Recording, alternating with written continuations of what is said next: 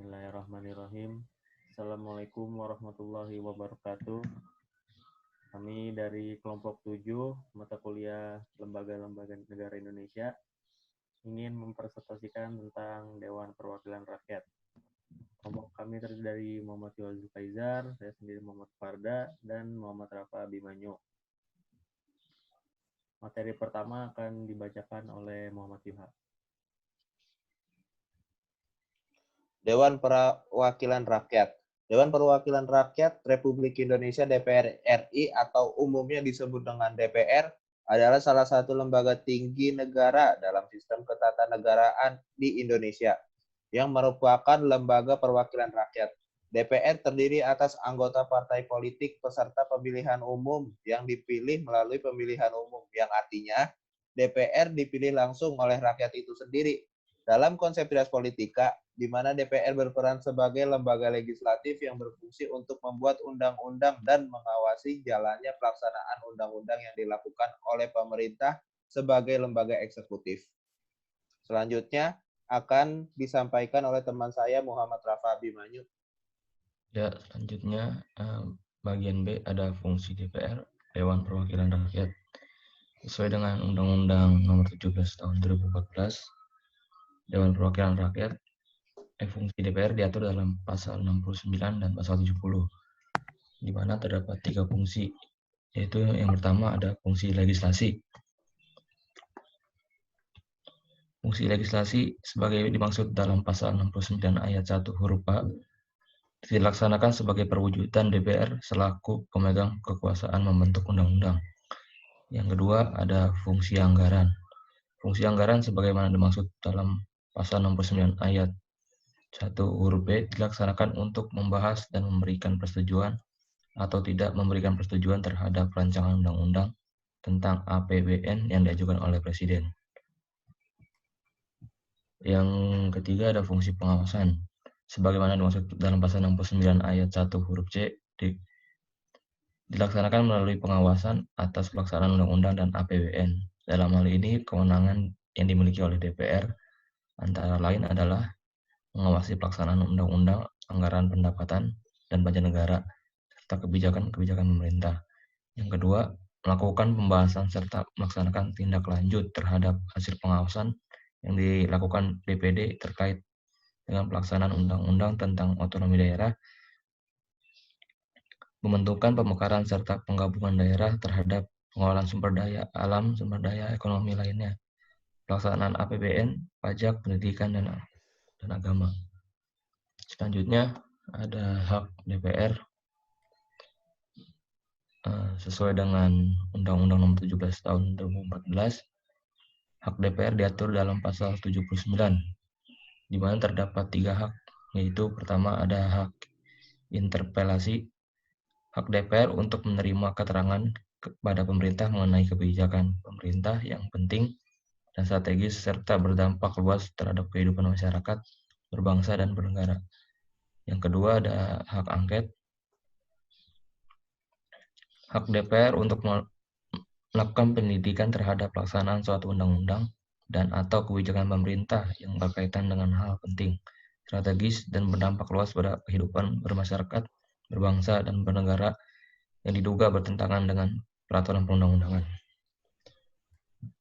Yang ketiga ada hak menyatakan pendapat. Hak menyatakan pendapat sebagaimana dimaksud pada ayat 1 huruf C adalah hak DPR untuk menyatakan pendapat atas A. Kebijakan pemerintah atau mengenai kebijakan luar biasa yang terjadi di tanah air atau di dunia internasional. Yang B. Tindak lanjut pelaksanaan hak interpelasi sebagai maksud pada ayat 2 dan hak angket sebagaimana maksud pada ayat 3. C. Dugaan bahwa presiden dan atau wakil presiden melakukan pelanggaran hukum baik berupa pengkhianatan terhadap negara, korupsi, penyuapan, tindak pidana berat lainnya, maupun perbuatan tercela dan atau presiden dan atau wakil presiden tidak lagi memenuhi syarat sebagai presiden dan atau wakil presiden.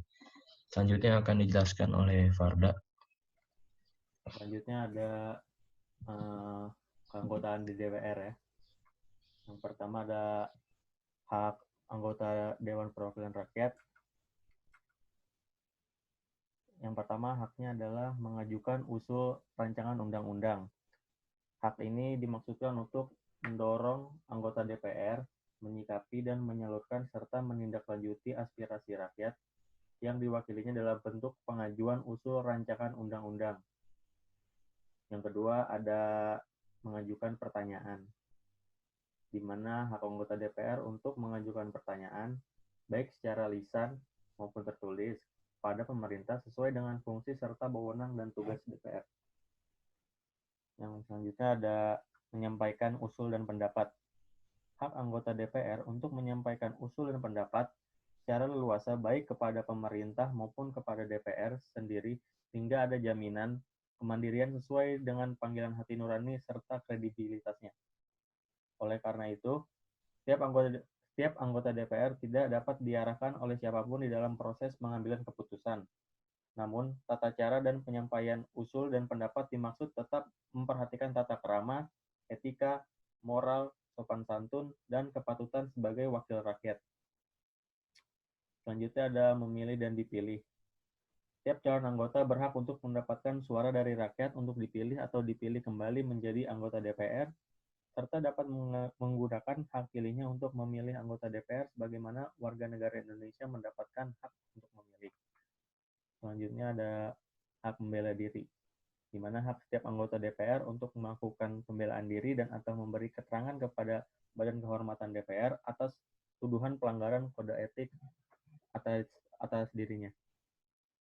Selanjutnya ada hak imunitas. Di sini hak imunitas adalah hak kekebalan hukum, di mana anggota DPR tidak dapat dituntut di pengadilan karena pernyataan atau pendapat yang dikemukakan secara lisan maupun tulisan dalam rapat-rapat DPR. Namun hak imunitas itu bisa digunakan sepanjang tidak melanggar yang bertentangan dengan peraturan tata tertib dan kode etik. Selanjutnya ada hak protokoler. Hak protokoler itu adalah hak anggota DPR untuk memperoleh penghormatan berkenaan dengan jabatannya, baik dalam acara kenegaraan, dalam acara resmi, maupun dalam melaksanakan tugas. Selanjutnya ada hak keuangan dan administratif. Untuk pelaksanaannya, pemerintah mengeluarkan beberapa peraturan yang bersifat teknis yang langsung mengatur besaran gaji, jaminan kesehatan, tunjangan, uang pensiun, biaya untuk sidang, rumah dinas, serta biaya rumah tangga yang diterima oleh anggota khususnya. Selanjutnya ada hak pengawasan. Hak pengawasan di sini adalah di mana setiap anggota DPR diberikan hak untuk melakukan pengawasan, diantaranya adalah pelaksanaan APBN yang dilakukan kementerian atau lembaga negara lainnya. Lalu ada mengusulkan dan memperjuangkan program pembangunan daerah pemilihannya dan melakukan sosialisasi undang-undang pada masyarakat. Lalu ada kewajiban anggota DPR. Kewajiban anggota DPR, bagaimana kita ketahui, adalah memegang teguh dan mengamalkan Pancasila, melaksanakan Undang-Undang Dasar Negara Republik Indonesia tahun 1945, dan menaati ketentuan peraturan undang-undangan lainnya. Lalu mempertahankan dan memelihara kerukunan nasional dan keutuhan negara kesatuan Republik Indonesia, mendahulukan kepentingan negara di atas kepentingan pribadi, kelompok, dan golongannya. Yang di sini dimaksud adalah termaksud kepentingan partai politik, daerah, agama, ras, dan suku. Lalu ada memperjuangkan peningkatan kesejahteraan rakyat, menaati prinsip demokrasi dalam penyelenggaraan pemerintahan negara, menaati tata tertib dan kode etik dalam DPR, menjaga etika dan norma dalam hubungan kerja dengan lembaga lain, menyerap dan menghimpun aspirasi konstituen melalui kunjungan kerja secara berkala.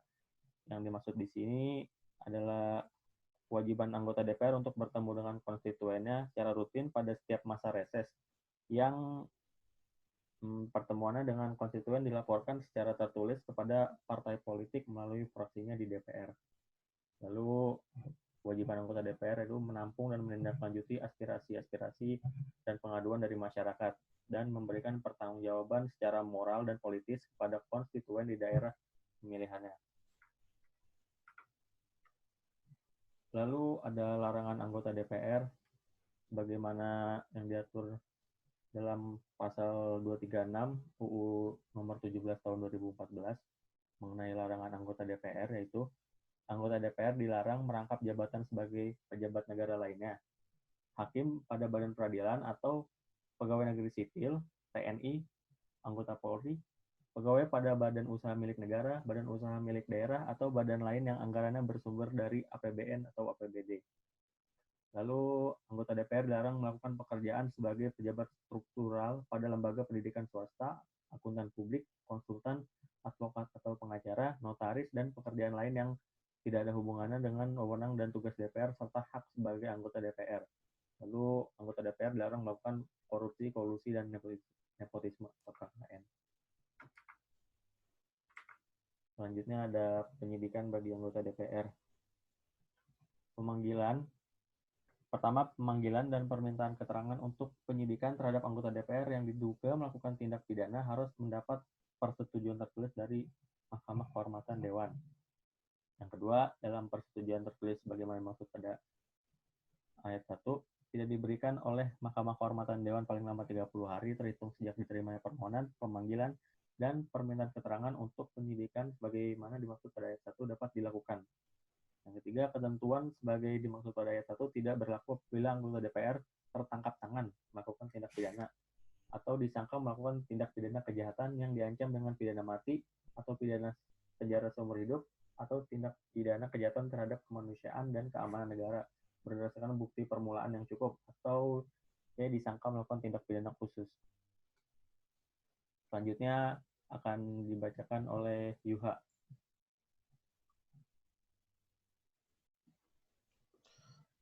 Wewenang dan tugas DPR. Terkait dengan fungsi legislasi, DPR memiliki tugas dan wewenang A. Menyusun program legislasi nasional, Prolegnas. Prolegnas adalah instrumen perencanaan program pembentukan undang-undang yang disusun secara berencana, terpadu, dan sistematis. Lalu B. Menyusun dan membahas rancangan undang-undang. C. Menerima RUU yang diajukan oleh DPD terkait otonomi daerah, hubungan pusat dan daerah, pembentukan dan pemekaran, penggabungan daerah, pengelolaan SDA dan SDE lainnya, serta pertimbangan keuangan pusat daerah. D. Membahas RUU yang diusulkan oleh Presiden ataupun DPD. Menetapkan UU bersama dengan Presiden dan menyetujui atau tidak menyetujui peraturan pemerintah pengganti undang-undang yang diajukan Presiden untuk ditetapkan menjadi undang-undang.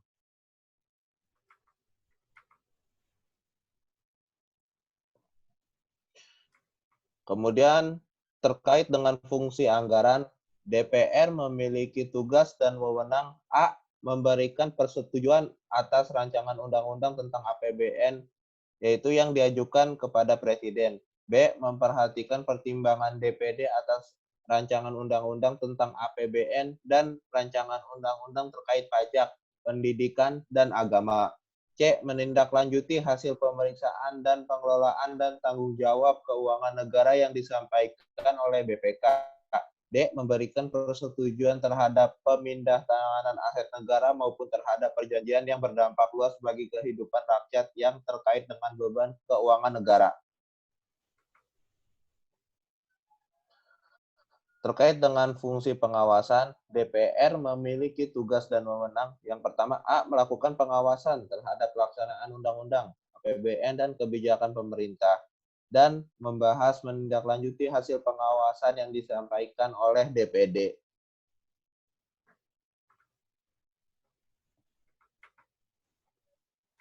Kemudian tugas dan wewenang DPR lainnya, yaitu diantaranya adalah A. Menyerap, menghimpun, menampung, dan menindaklanjuti aspirasi rakyat.